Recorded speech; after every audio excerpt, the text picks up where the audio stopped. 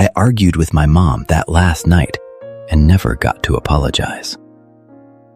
The last thing I ever said to my mom was an argument, and I never got to say sorry. I still remember the sound of the front door, the way it clicked shut behind me, heavier than usual, even though I didn't know why yet. It was past midnight. I'd been out with friends, ignored the calls, lost track of time. Nothing unusual for someone who thought the world revolved around wherever they happened to be standing. But she was still awake. That's the part that gets me now. She was sitting at the kitchen table, not watching TV, not reading, just sitting. The small light above the stove was on, the one she always left on when she was waiting for someone to come home. I'd seen that light 100 times growing up. It meant she was listening for the door. I walked in and I didn't say sorry. I didn't even say hello. I said, "Why are you still awake? I'm fine." Something in her face shifted. Not dramatically, not the way it does in movies, just a small thing. A slight pulling back, like she'd reached out and I'd stepped away without meaning to. She said something quiet, something about it being late, about being worried. And instead of sitting down, instead of saying, "I know, I'm sorry, go to sleep," I argued. I told her I was an adult. I told her she didn't need to wait up. I told her she was overreacting. She didn't raise her voice. She never did. She nodded, turned off the kitchen light, and went to bed. I stood there in the dark, feeling like I'd won something. I had no idea what I'd actually just done. But that night wasn't the whole story. It was one moment in a pattern I hadn't been paying attention to. There was Christmas that year. She'd cooked everything from scratch, the same dishes she made every year, the ones I used to ask for by name when I was a kid. I ate quickly, said it was good, spent most of the evening on my phone. She kept refilling my glass without being asked. I remember the food. I don't remember being there. There was the Sunday she called while I was busy. I let it ring, told myself I'd call back later. Later turned into the next day, and when I finally answered, she said, "I just wanted to hear your voice." I said, "Mom, I'm kind of in the middle of something." She said, "Okay, we'll talk later." Later is a dangerous word. I wonder now if she stopped believing it. There was the afternoon I drove her to a doctor's appointment. The whole drive I talked about my own problems, my job, my stress, something that felt urgent at the time.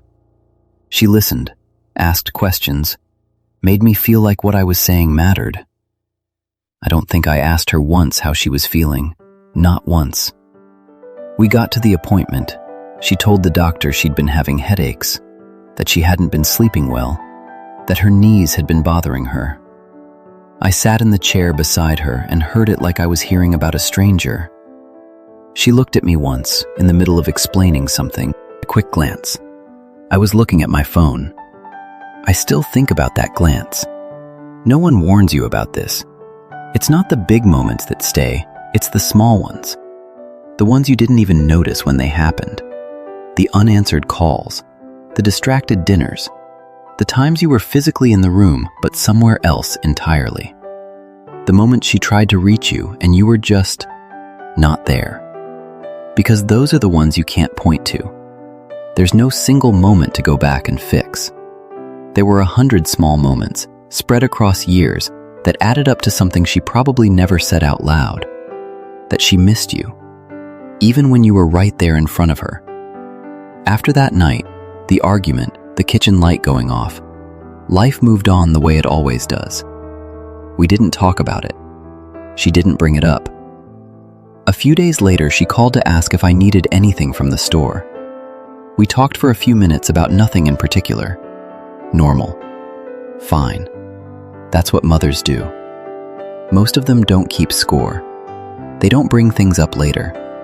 They absorb it, move forward, and love you anyway. For a long time, I thought that meant it hadn't mattered, that her silence meant forgiveness, or that there was nothing to forgive. I know better now. Her silence didn't mean it didn't hurt. It meant she loved me more than she needed me to know she was hurting. There came a point when things shifted, when she got older and slower, and the calls started to feel different. Less just checking in, and more something I couldn't name. Something I felt in my chest when her name came up on my phone. Time. That's what it was. Time suddenly had a different weight, and I started showing up differently, staying longer, asking more questions, sitting with her in the kitchen and actually being there, not half somewhere else.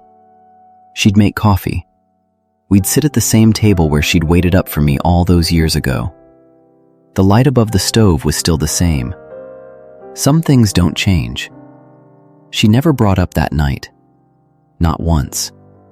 But sometimes, in the middle of a conversation, she'd reach over and put her hand on mine. Not saying anything. Just there. And I'd think about all the times I'd pulled away. All the laters. All the calls I let ring. You always think there's more time. Until there isn't. I thought I had time to fix it. I was wrong. I want to say something directly if you're still watching.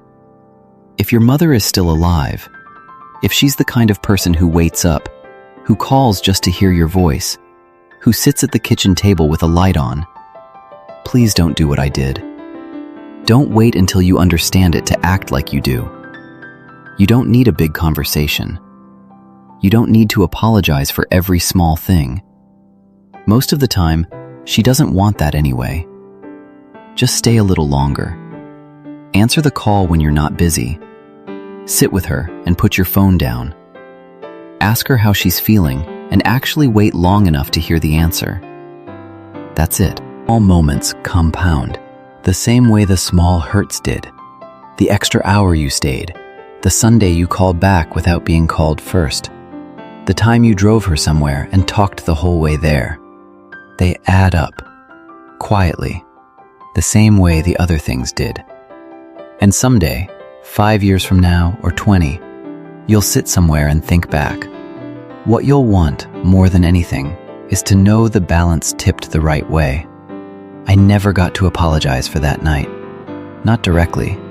Not the way I would have wanted, sitting down, saying, I remember that night, I was wrong, I'm sorry. Life doesn't always give you that conversation.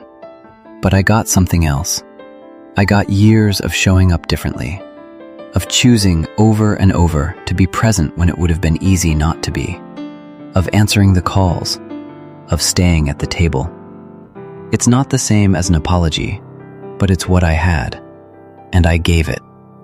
If you still have time, give it. Don't leave the kitchen light on for her. Go sit with her in the light.